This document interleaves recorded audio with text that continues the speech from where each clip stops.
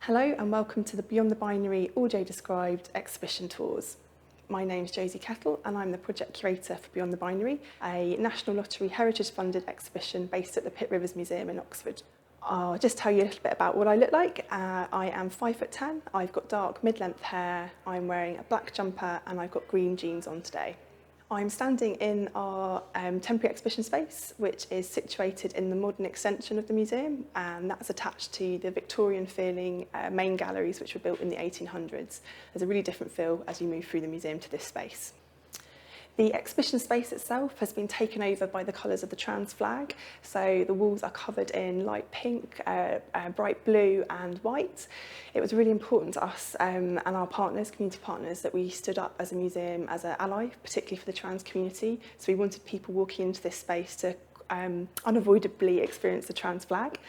As you move around the exhibition, you'll see those colours repeated again and again. We also didn't want the stories of queer life experiences that this exhibition shows to be segregated to this one space.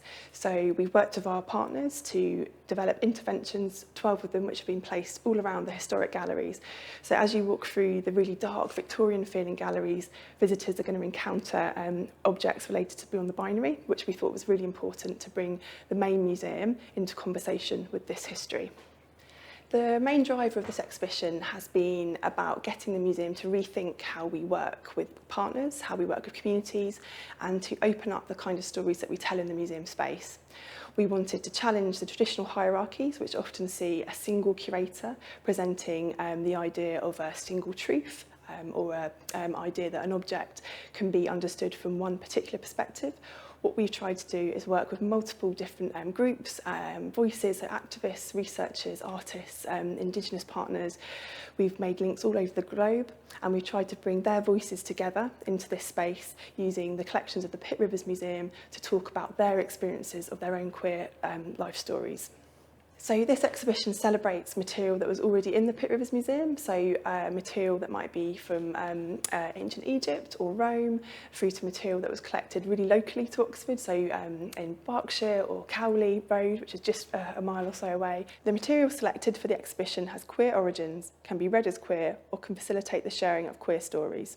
Before you walk into the space, you encounter Oxford-based activist Trans Happiness is Real's Frankenstein Hanging, a powerful and emotive assemblage of fabrics that has been embroidered, screen-printed, stamped and inked by activist collaborators.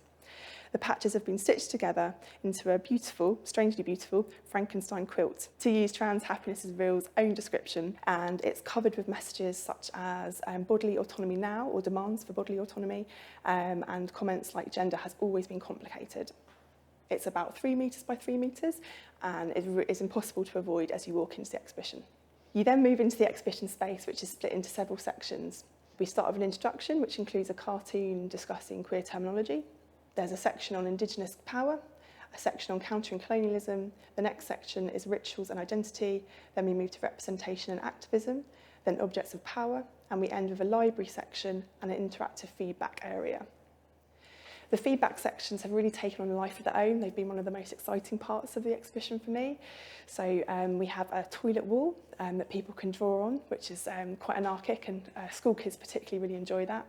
We also have a Stonewall Hopes for the Futures board where people can pin their messages of affirmation for other members of the community, and the board itself is becoming layered with some really beautiful, meaningful comments, which we love sharing over social media. In this exhibition, you'll find a real mixture of material, a really eclectic arrangement of objects from around the globe and from across time.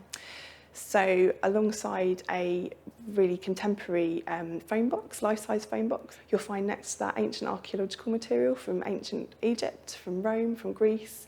You'll find a Beastie Boys t-shirt from the early 2000s. You'll find Doc Martens from the 1980s.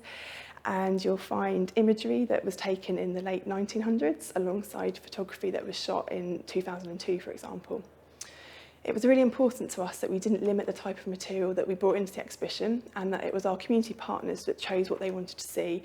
Objects were chosen for the exhibition that meant the most to our community partners and told us a story that they specifically wanted to share.